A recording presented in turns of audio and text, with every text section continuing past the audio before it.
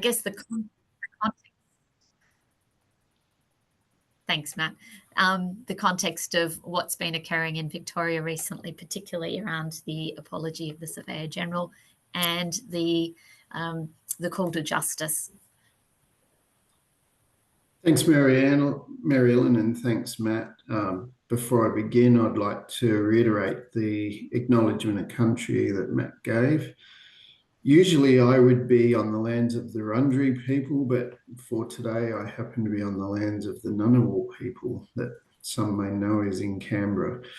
I'd like to thank the Space, Spatial and Surveying Diversity Leadership Network for the invitation to come and talk, and recognise that some of my fellow Surveyors General on the call here today. I've seen a couple of them arrive, so some of them have already heard some of the things I'm going to talk about already today. But before I get into the Yurruk Justice Commission and what that means, I'd just like to talk about the role of Surveyor General.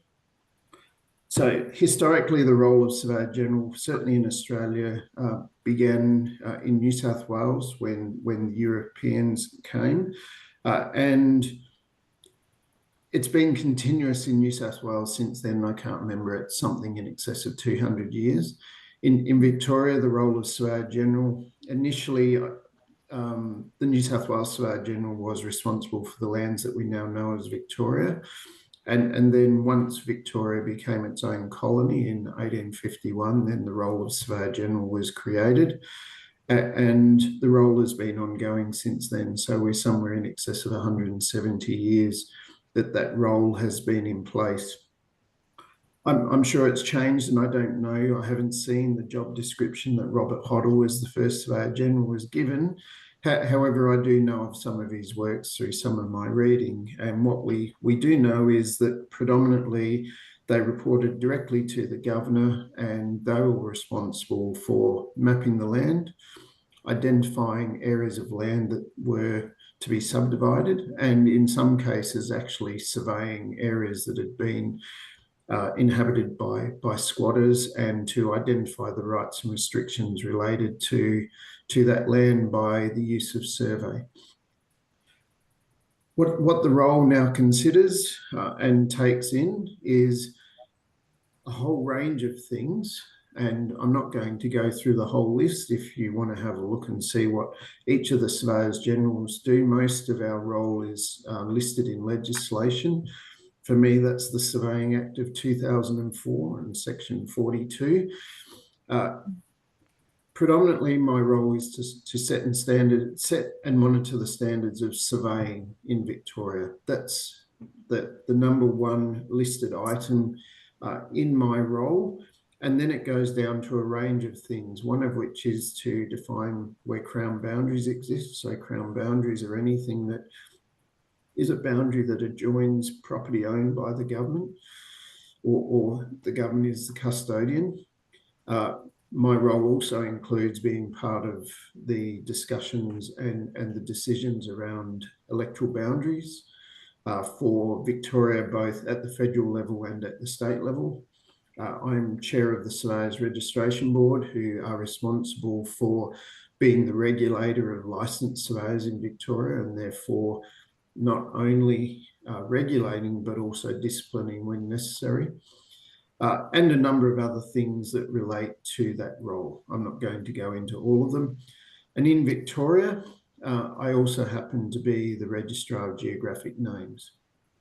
And just so that everyone understands why a Surveyor General would be involved with geographic names, at the heart of every geographic name is the location and extent and the ownership of the land, to determine who is the most suitable person to be able to name that particular piece of land. So that, in a nutshell, I guess, is the role. How does that role then get asked to participate in what is called the Yurruk Justice Commission, which is the truth-telling commission that has been established by Victoria? So let's go back to 2016, when the current Victorian government determined that they wanted to progress towards a treaty with the First Peoples. And so there was a range of consultations that occurred, and in around about 2018, they commenced, the government, working with the First Peoples, commenced a process to give First Peoples a voice by creating a First Peoples Assembly. And then there was a process of going through how the elections were going to occur, who was going to be appointed to the Parliament. And in Victoria, we have what are called registered Aboriginal parties. So these are legislated groups that represent First Peoples, and they're divided by regional areas. And so the first representatives into the First Peoples Assembly were delegates representing each of those registered Aboriginal parties. And in Victoria, if we have to do any sort of engagement with First Peoples, we have to work through those registered Aboriginal parties. People refer to them as RAPs, which should not be confused with recognised, trying to think of the exact term. The reconciliation action plans. Yes, those things. We're great with acronyms, aren't we? So just bear in mind, if I use that terminology, that I'm not talking about those action plans, I'm actually talking about these identified groups. Right. Within each of these identified registered Aboriginal parties can be a number of traditional owners, and when the government has to consult with them, the final say is through the registered Aboriginal party, even though there might be multiple traditional owners putting their views through. And that comes into play, especially in the place naming area, because a traditional owner can rightly put up a compliant name of something over their land. However, in the process that we have at the moment, the registered Aboriginal party has a right to have a say and to potentially reject that name, even though to us it might be seen as a compliant name. So now you understand some of the people that are involved, and as a process of the First Peoples Assembly, so voice is the first phase. So they talk about, and I've been schooled on this by a man by the name of Terry Garwood. Terry is a Yorta Yorta man. He's the most senior First Peoples officer within the Victorian government. And so when he talks about the reconciliation process, he talked to us regularly about voice, truth-telling, treaty. And so the Victorian government is going through that process. So the First Peoples Assembly is providing a voice. The Yurruk Justice Commission is providing the truth-telling that can then lead to a process of negotiating a treaty. Craig, may I ask, is Victoria the first state to create such an assembly? Certainly in Australia it is. Okay. Not necessarily globally. So Victoria did a lot of research in Canada, in the United States, New Zealand, those three in particular, but in others, to consider the processes that they went through in giving First Peoples a voice and going through to treaty negotiations. Okay. So the Yurruk Justice Commission is a broad-ranging royal commission, so it has the same powers as a royal commission. And just so I don't forget any of the areas that they went through, so they've looked at the criminal justice system, child protection, health, housing, education, economic prosperity, and the one that I was asked to be involved in was land, sky, and waters. So each of these separate areas, they call it a block.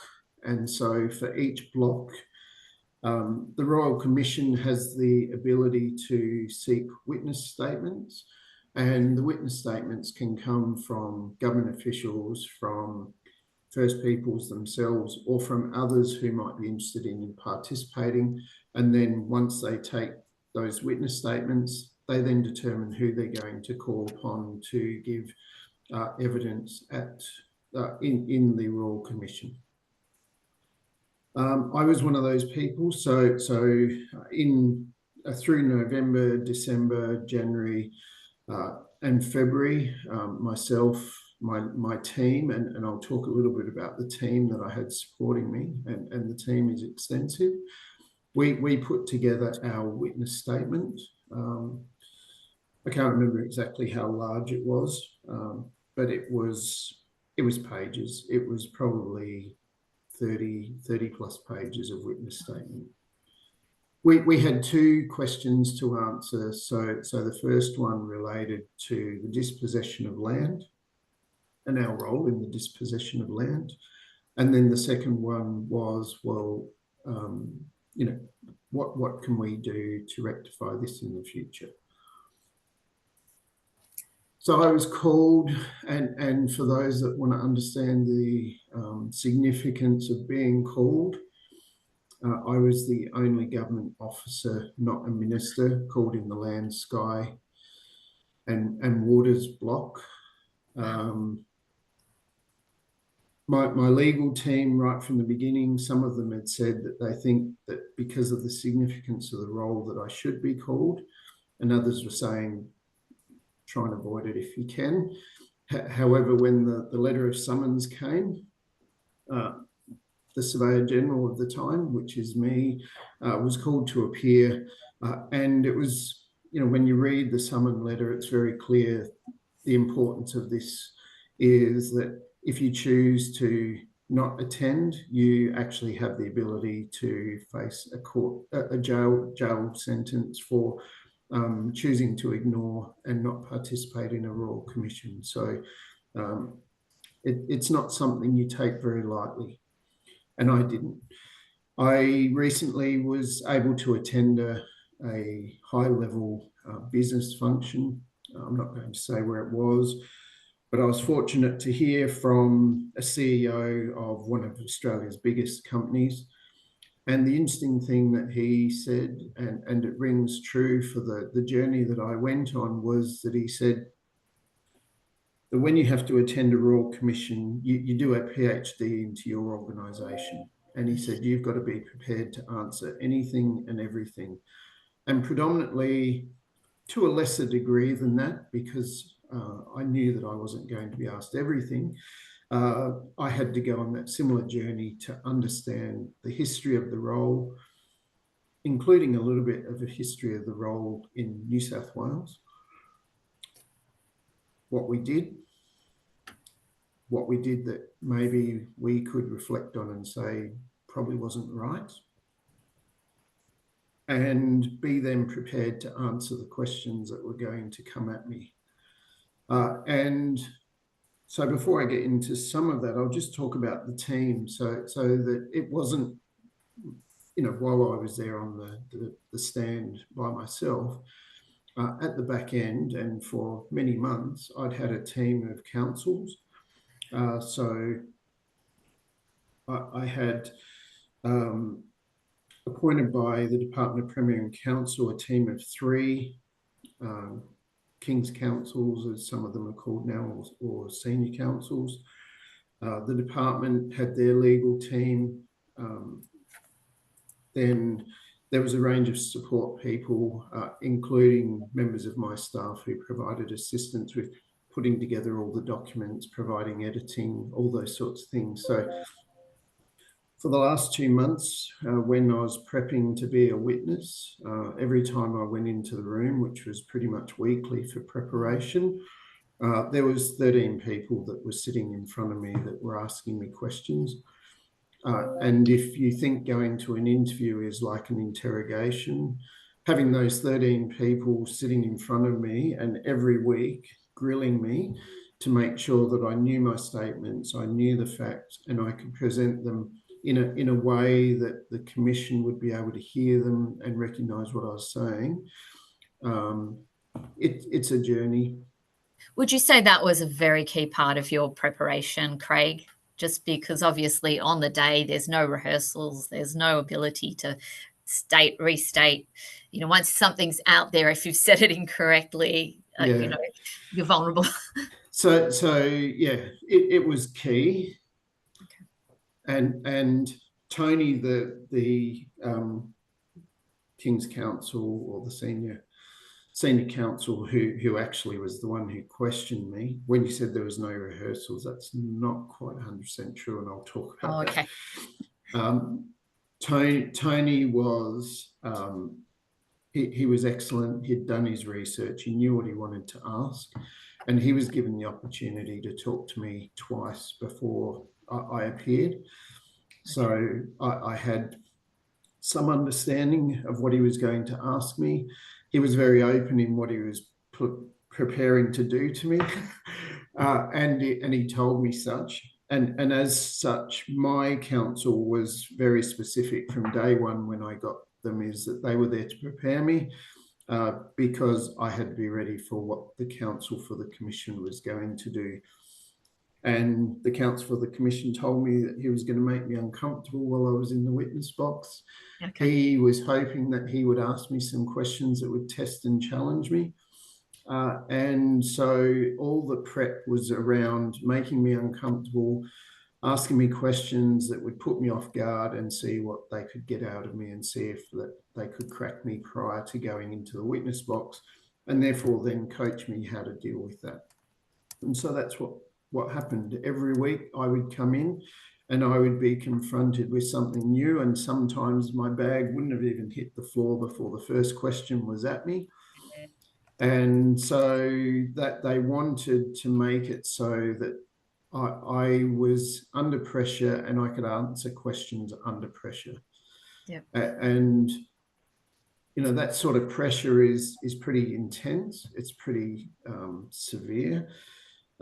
You've got to do a lot of research prior to getting in there. And, you know, I know some people think that I'm in a government job and we do our 7.6 hours a day, and then magically we then appear on this witness stand and, you know, they've got to answer these questions. Well, I can tell you it's not 7.6 hours a day. 7.6 hours a day is spent doing what we normally do, which is I manage a team of close to 100 people.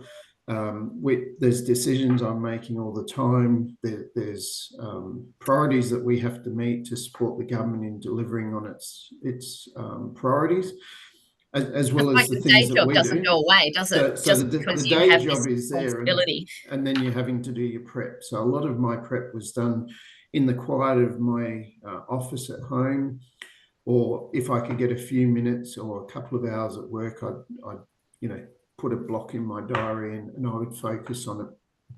Were there any institutional drivers or barriers that made it like harder or easier to actually then focus on the statement? Did you find you got the support you needed? Obviously, nothing was taken off your plate during that time. Yes, I did get the support I needed.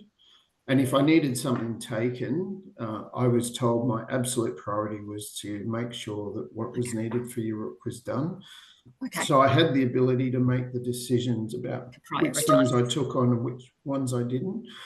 So there's something that I will never back away from, is that if the profession has events and there are messages that we need to give as Surveyor General in relation to what we're doing or what we expect of the profession, that despite what I've going on, I'll always be at those events, and if necessary, I'll always present at those events. So I still did the usual events that I do. I didn't try to avoid doing them. I just found ways to do the study that I needed and to prepare the way I needed. What I was fortunate to do, and I know a few people online have probably seen, I didn't realise it was going to go up on LinkedIn necessarily, but I did a coaching course called Mastering Expertship. That just happened to coincide with me prepping to do the witness statement. And the question was asked, do you think that you can afford the time to spend on this particular program while you're getting ready for your Rook? And I looked at the material, I went to the pre-briefings, and I said, I think this is going to be important. And the reason that I thought this was important is that the whole purpose for that particular coaching session was that it's designed for those that are technically experts in their field to be able to present and influence those who are higher up the chain, that might be ministers, they might be senior bureaucrats, they might be secretaries, whoever they are, designed to give them messages in a way that they can hear so that you can influence their thinking and help them make decisions. And so when I had a look at that, I worked out that it was 5 days of time that I had to be at somewhere to go through this. And I knew there was homework, and I thought this is going to be beneficial, and it was the right call. The coach was amazing. His advice and help was really valuable. And in terms of the experiences that I got and the people that I met with in there, it all provided support to help me be able to present a message in a way that the commissioners could hear at that moment in time, which is what I needed. And I think that gives us such a good picture of all of the work that goes into producing this statement. You know, that picture of 13 people in the room and your bag hardly hits the ground before the first question comes in. I was going to ask, so reflecting on that submission itself, looking back, what was the most kind of difficult or important ideas that you had to grapple with? Like if you had to pick one or two of them that you needed to spend most time grappling with, as not just as an individual, but as a group of people. Yeah, so the hardest concept for us as surveyors to grasp and to get our head around is that basically since we start education as a surveyor, we understand that there's a land system in place and that we are there to protect it and to protect its integrity because it underpins the economy and everything that we do. That's the philosophy that we're given, and we believe that. I mean, it's not hard to believe it. You own a piece of land and you get a mortgage because the piece of land is defined. It's known where it is. It can have a value, and therefore the bank can give you a mortgage against that value. And we have a role in determining the location and extent and the rights that are associated with that. So what you're then faced with is this land that we now have in a system that we trust and that we maintain and that we're responsible for the integrity of it. That wasn't there, and we were in some way responsible for taking it from somebody else who had their own land system. They had their own ways of valuing it and their own ways of looking after it and maintaining it. And when you're asked to comment on your role in taking that land away from someone who is a sovereign in their own right and using it for the benefit of a different sovereign, how do you respond to that? And so when you're doing the research, it's not, we've done what we're meant to do as surveyors, we've followed the rules, we've done what the government asked us. It's, well, what could we have done that we didn't do? And which land rights did we not recognise in our work?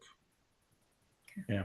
And when you start thinking about that, then you start to understand the background behind where the apology came from. And I was going to ask, I think when thinking about those questions and, actually, giving evidence in the hearing as well, could you tell us a bit about kind of how your career and professional trajectory up to that point maybe also helped you prepare for that inquiry? Yeah, so my career's been long now. I'm at a point in time where I've got a number at the front of my age that some people consider to be old. And forever young. Therefore, it means I've been on the journey for a while. And so when you look back, some would say my career trajectory hasn't been a traditional one. hasn't been the usual one for a surveyor or for Surveyor General. Well, what does that really mean? I've learned a lot of things through various things that I've done. I wanted to be a licensed surveyor. When I was sitting at uni, I had this fleeting moment of thought at some point when a lecturer said something about a Surveyor General and what they did, and I thought maybe I would like to do that one day. And that was a fleeting thought that for probably 20 odd years I then forgot about. I then put my effort into becoming a licensed surveyor, and then I'm the sort of person who always wants to try something new. And so once I got to the point of being licensed, I knew that I couldn't stop there. I'd been exposed to some new technology, and at that moment in time, that was global positioning systems, GPS, something that rolls off the tongue now. But back when I was in university, the first ones that we saw came on the back of a trailer. And, you know, it was groundbreaking technology. And so I wanted to understand how that technology might be used. And so I went and learned about that. And then I realized that, you know, using GPS or GNSS, as we call it now, it's still about capturing data. Everything we as surveyors do is about capturing data, or as I like to call it, evidence. And then once you capture that evidence, it's got to go somewhere. You've got to do something with it. And as surveyors, we produce plans, but, you know, as we produce those static plans for a moment in time, the government then takes it and does other things with it to try and pull all that together to maintain the integrity of the thing that we call the cadastre, that living, moving, breathing beast of all the parcel boundaries and all the rights that are associated with it. And so what you start to learn is that, well, that's got to go somewhere. And so it goes into a thing called an information system or a geographic information system. So then my journey took a path into learning more about geographic information systems. And yes, I went and worked for some commercial organisations that some people would say you were doing a sales role. Well, you can only sell something if you understand it.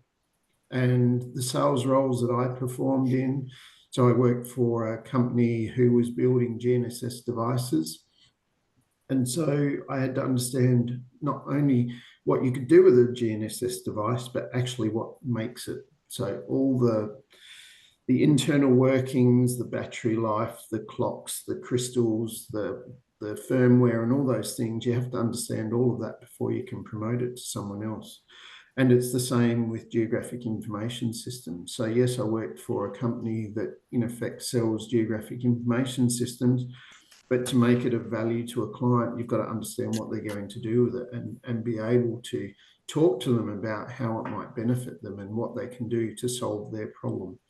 So while some people will say, well, you're a salesperson, yes, I was, but very specifically in my area of expertise. And what you learn when you come into government is that those skills that you learned actually become very valuable, because we're constantly doing the same things. We're bidding for money or we're bidding for work, just in a different environment. I actually feel as much as you're like an ambassador for all things surveying and spatial and everything else, your brand also has a very strong affiliation with reconciliation. You're a real ambassador for that. And that's obviously something you've learned more about through your career, particularly of recent decades. And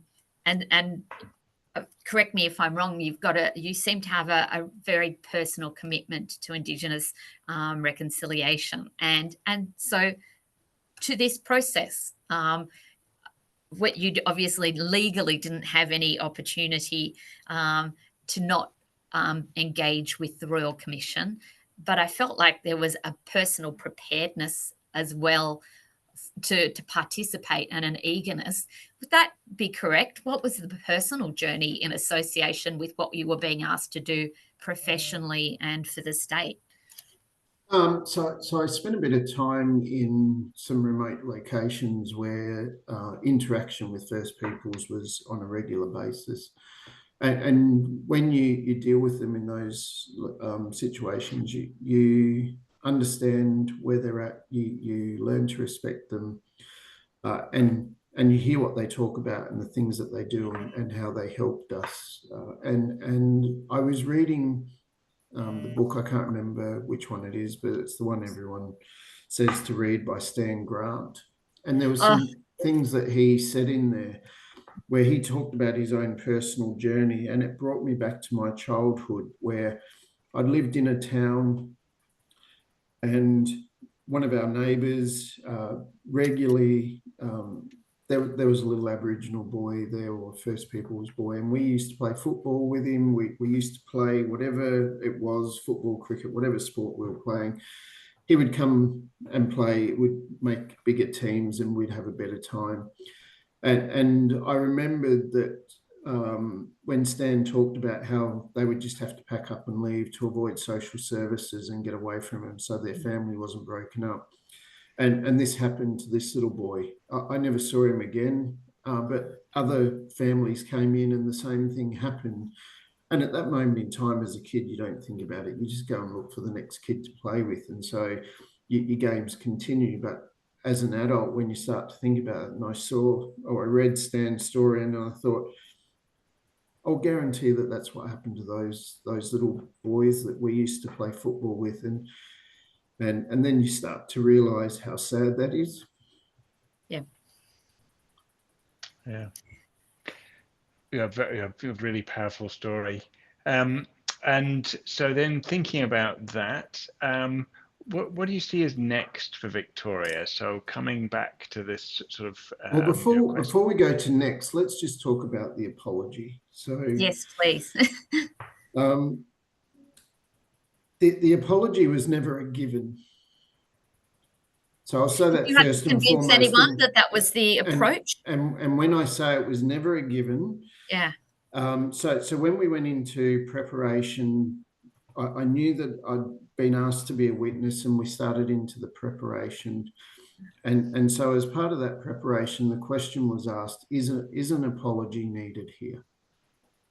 And there was lots of discussions, and you know, when I mean lots of discussions, we're talking probably hours over a number of weeks about whether an apology was the right thing, how it should come across. And I said there's two things to an apology for me to do it, assuming, and I'll talk about what the assumptions were. So for me, there were two things that had to happen. The first thing was that it had to be real and it had to be my words. Yeah. I said, if it's not those things, it's not happening, full stop. So then it came down to, well, okay, if you're going to do an apology, let's get some of the words that you think you would like to write. And so we started to write, and I wrote it. So none of my helpers, none of the legal team, I wrote it. Yeah. And then they helped refine it, and they made it make a bit more sense where some of my writing wasn't as structured as it could have been, et cetera, but it was my words. And so then the process began to determine whether or not the apology would actually be given. So it had to go through the bureaucratic process to see if, all the way up to Premier and Cabinet, and possibly even to, you know, I don't know how far it might have even gone to the Premier.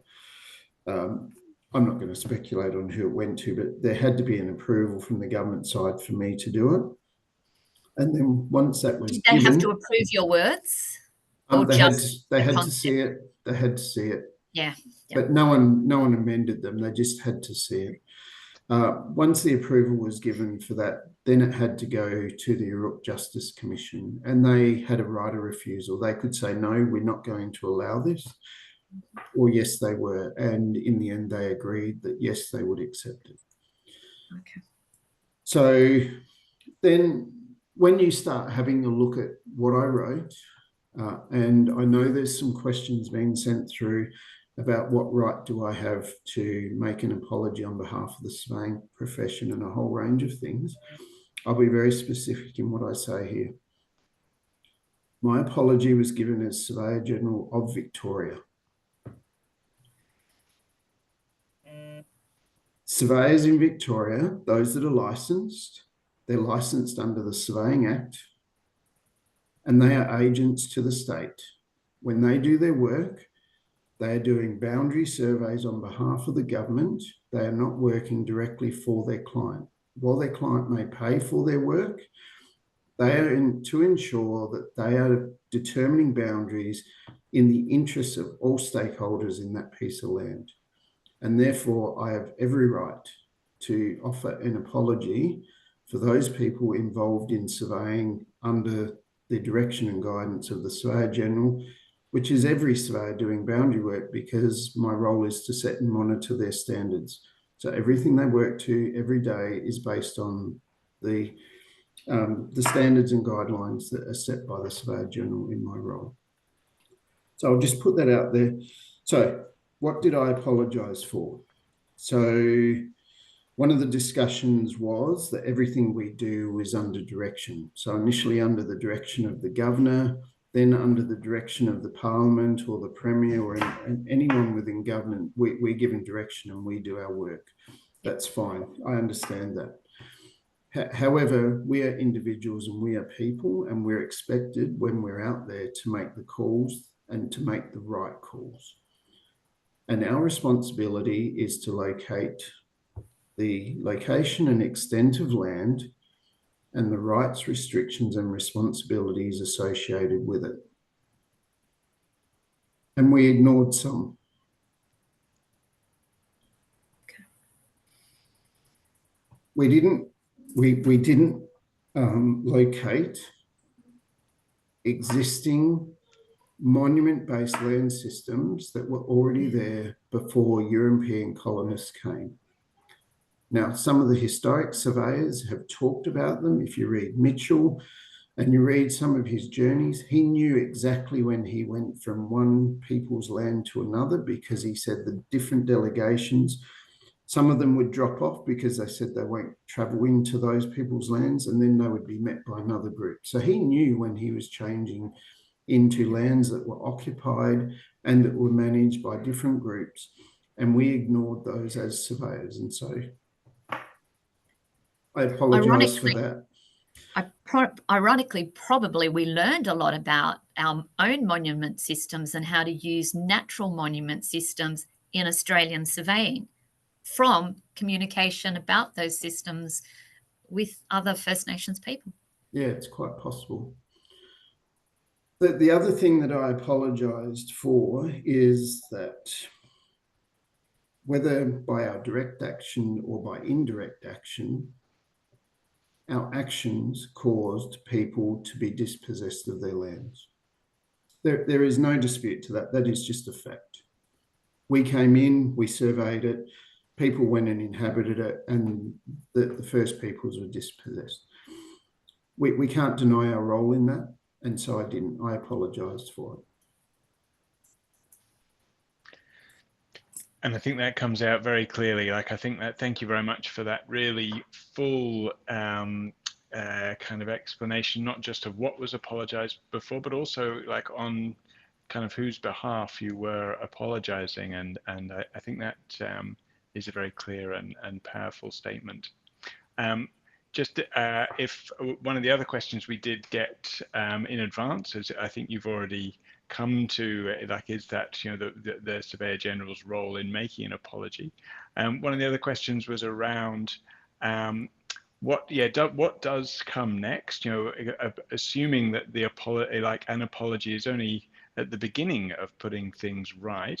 You know, how does surveying respond, or how do you know, how's the Office of the Surveyors General respond? You know, whichever you want to pick up on that. But what do you see as sort of following on from that apology? So I'll go backwards before the Europe Justice Commission, because it's important to understand some of what's happened previous to that, to what we now know. So since I started work in Victoria, and I'll focus on the Victorian work, but there was work involved in the Northern Territory that related to this as well, is that we as surveyors are asked to do particular things. And in 2019, a particular event happened that gave us an opportunity to do more. The United Nations International Year of Indigenous Language gave us an opportunity to focus on the role of place naming in protecting the culture and the language of our First Peoples. And so we began a journey here in Victoria of taking action to do some things to recognise that Year of Indigenous Language. One of those things was to bring on a First Peoples place naming officer. There were many other things that we did, but by bringing on someone who is from the First Peoples culture, has the insights that they have, and was and still is a traditional owner, gave us new insights about how we should operate. And one of those insights is that reconciliation is not about us doing things to help. It is about us listening and providing assistance when we're asked. And so the approach we took in 2019 was, if you like, a coloniser's view or a European view, whatever you like to call it, where we started a range of programs that we thought would be useful. 2022, United Nations commenced a decade of focusing on Indigenous language. And so we learned from that, and we took the approach that let's not create the programs, let's go and listen. And so we have been listening to traditional owners and asking them what they would like to do to help to reinvigorate and ensure the protection of their language and culture. And so it's a totally different mindset when you're listening and hearing what's needed and then saying, we can help you if you want us to help. Or they ask us, can you help us? And then we do things. And so this has been some of the learning, is that reconciliation is really about us assisting them in self-determining their future. So the future is that we give them the opportunity to make decisions, and where necessary, which might be our technical expertise, is that we provide support when we're asked.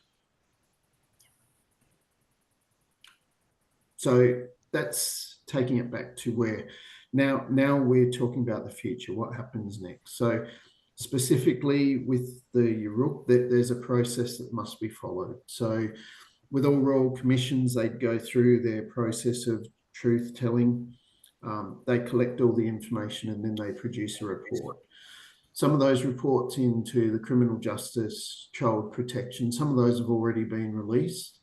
The report related to land, sky and waters has not yet been released. So we're waiting for that to be released. We're not sure exactly when it will come out. I'm looking at their website and it suggests final report in 2025. So once that's released, we will then have a look at it and determine what are the things that we should be doing. Does that mean that we can't do anything now? No, I don't think it does. And so there are things that we're doing. So one is that Victoria is going through a review of our licensing process. And one of the things that was identified was that in our competencies as a licensed surveyor, we have a listing that says that licensed surveyors need to know about the Aboriginal Heritage Act. And that's all it says. So when the legal counsel looked at that, they've gone, so you're suggesting they're experts in the Aboriginal Heritage Act? And I've gone, well, no. Our role, we only have a minor piece in these areas that we participate in. Your document says this. And so then they asked some more questions, and it was very clear that most licensed surveyors are not able to perform cultural heritage management plans and various other things that must be performed under the Aboriginal Heritage Act. So we have to be very specific in what we say that we're expecting our licensed surveyors to know. And we have to provide very specific training in how we teach them to do those things. And so as a result of some of those discussions, we're looking at how we do that in the licensing pathway, as we're calling it, the licensing pathway pilot. How do we ensure that we're training specifically for what we're meant to do and we're not stepping out of the bounds into areas that are not our expertise? Makes sense. Thank you. And I think we're going to have time in a couple of minutes for some questions from the audience. So I think if there are audience members who are getting questions ready, please do put them in the chat. I just wanted to maybe, while the audience is thinking that, to finish with one more sort of quite kind of in some ways straightforward question, but you know, Australia, Victoria is leading the way in Australia in pursuing treaty. And hopefully this is, you know, in train in different ways in other states. And we, you know, so for I guess for other surveyors general watching this now or in you know, on the recording, you know, do you have any advice for other states, for other surveyors general? What kind of, I guess, what did you learn? What would you advise them? What do you wish you knew before you'd started this process? Well, some of them have been fortunate to be in the same room and we've had this discussion. And one of them, who we've already mentioned today, who's not on the call, suggested that she might be the next one called to this type of a witness one. And you know, I was able to dodge some bullets in some respects because my role started in 1851, whereas Narelle's role started before that. Start earlier. There are a few incidents involving surveyors general that are a little unsavoury that you know, she might be asked questions on. But basically, what I would say, if I was giving them advice, is, you know, understand the history of your jurisdiction from a surveying perspective, and then take a reflective approach on some of the things that happened. I read a lot of material. I read some things that were pretty disconcerting.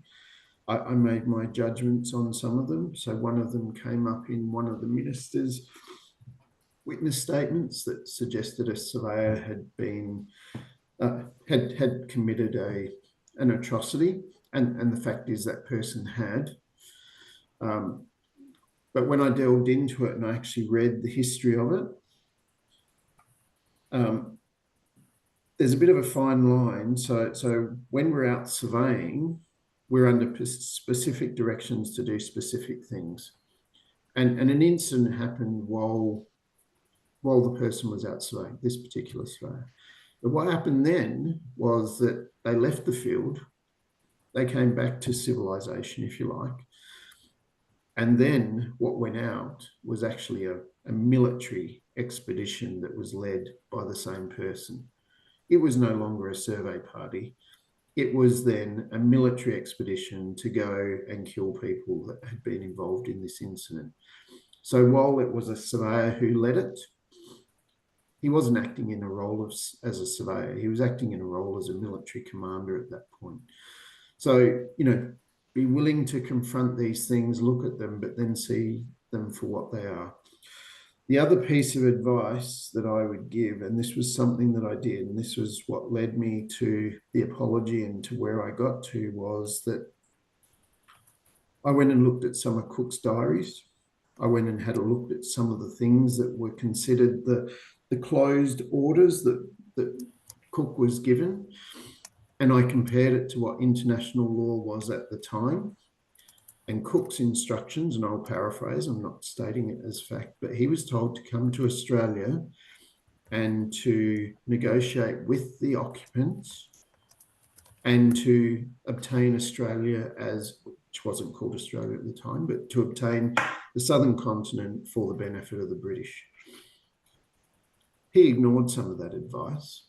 And then not only did he ignore that, but then based on his advice, the British hierarchy right up to the monarchy then ignored it and made declarations that were actually unlawful.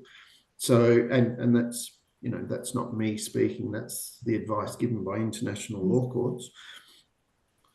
So when you start to see those things and you start to read those things, it makes you think a little bit differently to what we're instructed at university about.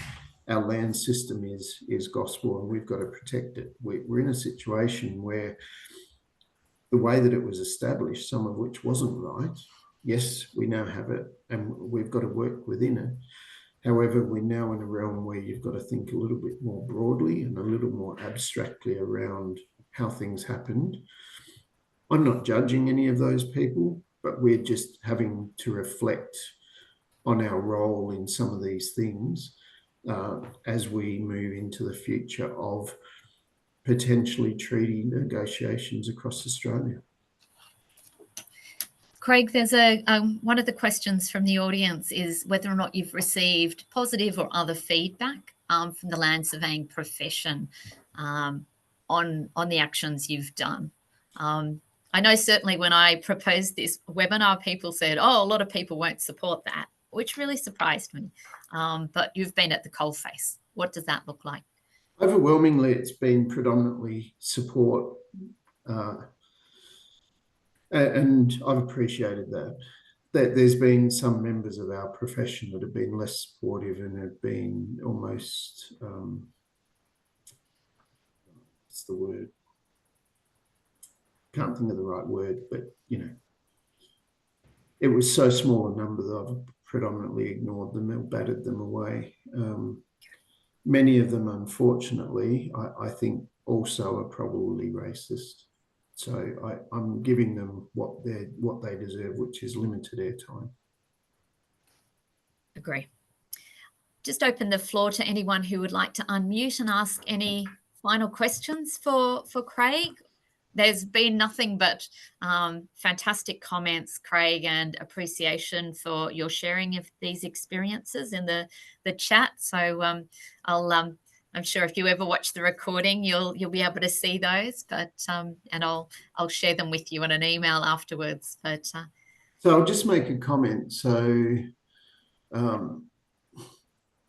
I was sitting there the day before I had to be the witness. And the burden of what our profession had done was on my mind. And I had some great support from people like Narelle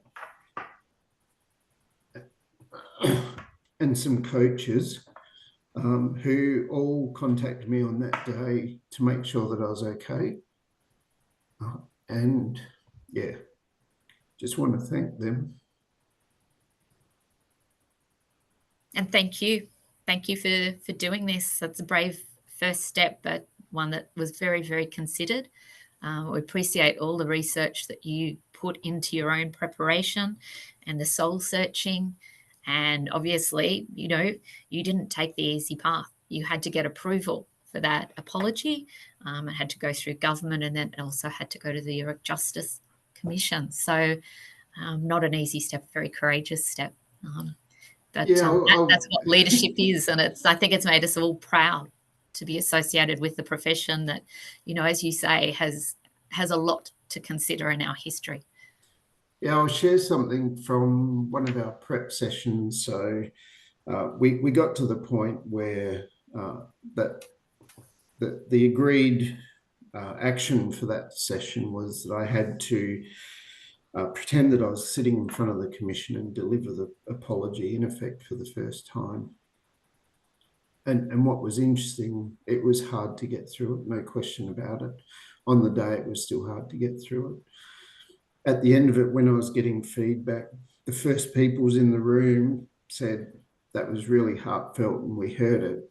And all the lawyers said, we think you could do better. We didn't feel it. And then I got back to the office afterwards, and our first people's place naming officer came up to me and he said, you made me cry. He said, I never thought it, but you did. I think if it doesn't move you to to tears or to emotion, you kind of have to wonder, you know, how well you've engaged with like the topic, because, you know, it is momentous for Australia and for our Indigenous peoples, so and our profession. So thank you very much. I guess on that note, we're right on the hour. I just check there's no final questions. Thank you for your candidness and authenticity today. Can I say something just please quick? Unmute. Yes, please. Craig, that mastering expertship course that you did, will that prepare you for an audience to King Charles? Because I understand that none of the premiers are going to meet him, so perhaps the Surveyor General should. Great question, Alex. Well, yes. So, you know, I've been reading some. I was always brought up to be a monarchist by my parents, and so of recent times I've been reading some of the stories about them, and you know, I have my views, but reality is, from an Australian perspective at this moment in time, they're still our head of state. So it's designed to allow you to refine what you say so that it's suited for the audience that you're presenting to. So if you happen to be privileged enough to meet the monarch, the king, clearly you would want to promote surveying, but you do it in a way that you can engage with them and only give them enough that they can show interest, and then, you know, maybe ask you some questions that shows that they are interested in it. I'm sure they would be, because you know, they're the monarch of our realm, and so we locate and map their realm and make it available for them to see, so they can travel around it and know where they're going. So I'm sure that we would have something to say to them that would demonstrate the value of our profession to them. Well, if you do. Thanks. I'm gonna, sorry, Alex, I'm gonna have to cut you off because we are on 101 and people have got to go. I'm really sorry, but thank you all very much, and thank you so much, Craig. I think you can see from the incredible comments the warmth of feeling and support, and also the gratitude for your incredible leadership on this. So I'm going to let everybody go, but thank you so much, Craig, and thank you very much, everybody, for your questions and contributions. If someone wants to ask me questions, send it through. Happy to give my email or phone number. Yeah, everyone knows craig.sandy@transport.vic.gov.au. If you send me something, always happy to talk to someone. Thank you so much. Thank you. Thanks everyone today for your time. Brilliant.